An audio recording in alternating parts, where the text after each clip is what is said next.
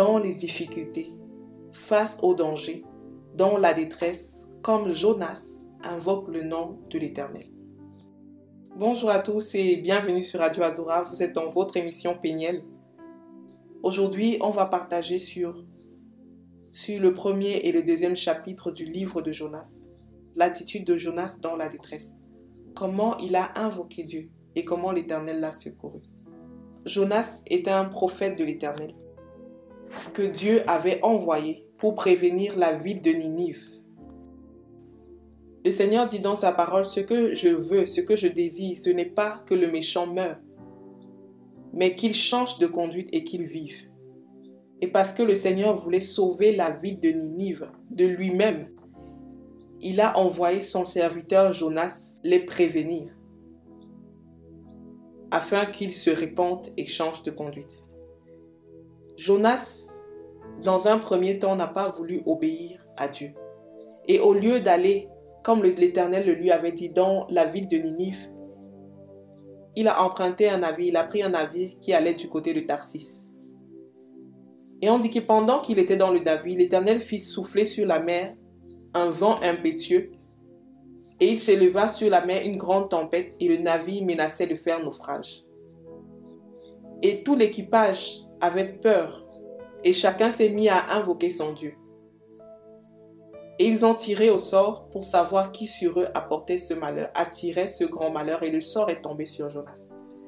Jonas leur a avoué sa faute, Jonas leur a avoué qu'il fuyait loin de la face de l'Éternel, et que c'était à cause de cela, c'était à cause de lui qu'il y avait ce malheur. Ils ont demandé à Jonas qu'est-ce qu'il pouvait faire pour que la tempête s'apaise, afin de conserver leur vie.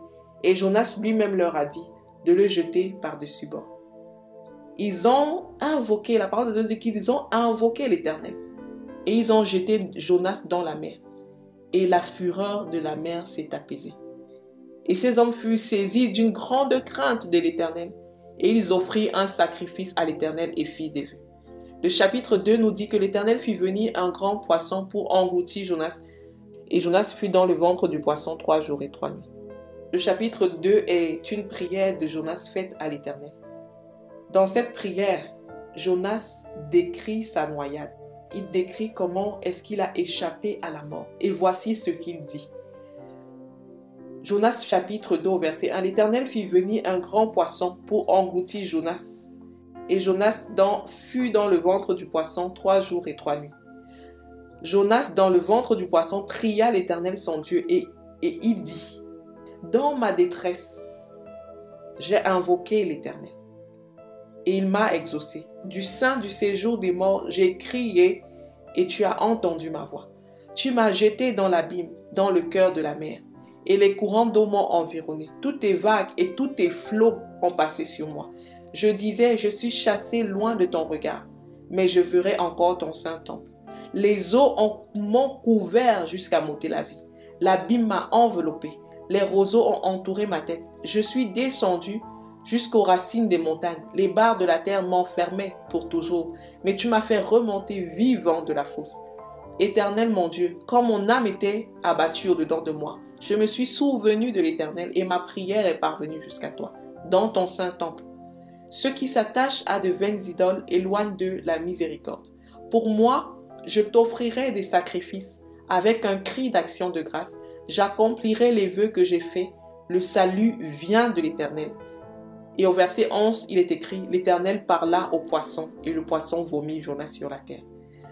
Donc dans ce chapitre 2, lorsqu'il est déjà dans le ventre du poisson, Jonas prie à Dieu afin de remercier Dieu en fait, afin de lui dire merci parce qu'il dit dans ma détresse, lorsqu'il était dans la détresse, au milieu de la mer, au milieu des vagues, dans le verset 4, il dit tu m'as jeté dans l'abîme, dans le cœur de la mer et les courants d'eau m'ont environné, toutes tes vagues et tous tes flots ont passé sur moi pendant qu'il était en train de se noyer.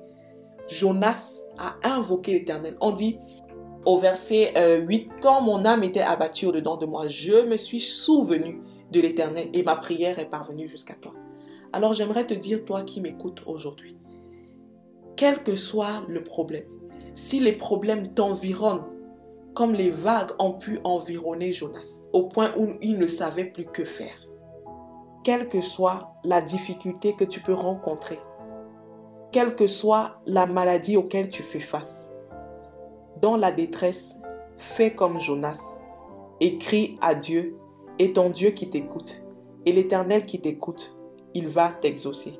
Quel que soit le problème, quel que soit le danger, quelle que soit la difficulté qui se dresse devant toi et qui te couvre comme les eaux ont couvert Jonas, souviens-toi de l'Éternel, souviens-toi de ton Dieu et crie à lui, invoque son nom, car il dit dans sa parole, quiconque invoquera le nom du Seigneur sera sauvé. Le salut vient de Christ. Alors si tu es dans la détresse, ne te prive pas de cette grâce. Il dit au verset 11, l'Éternel parla au poisson et le poisson vomit Jonas sur la terre. Parce que Jonas a crié à Dieu, premièrement, il a fait venir un grand poisson pour engloutir Jonas. Et deuxièmement, au verset 11, l'Éternel a parlé au poisson et le poisson a vomi Jonas sur la terre. On voit que parce que tu as invoqué Dieu, parce que tu as crié à Dieu, Dieu est capable de parler au poisson, de parler à la nature, de parler à la création, de parler aux circonstances en ta faveur afin de te porter du secours. On voit comment Jésus a parlé à la mer, il a parlé à la tempête. Lorsque ses disciples étaient dans la détresse, ses disciples ont accouru vers lui. Il a parlé à la tempête et la tempête s'est tue. Le Seigneur, parce que tu as invoqué son nom, est capable de parler à ce problème de se taire, comme la mer s'est tue devant Jésus, comme la tempête s'est tue devant Jésus. Ton problème va se taire, cette maladie va se taire face au glorieux nom de Jésus. Invoque le nom de Jésus et tu ne seras pas confus. Il est capable de parler même à ton patron si tu as un problème au boulot. La parole de Dieu nous dit que le cœur des rois est dans la main de Dieu comme des courants d'eau. Comme un courant d'eau qui l'incline où il veut. Il est capable de parler aux hommes en ta faveur, de parler aux circonstances en ta faveur. Rien n'est caché devant sa face.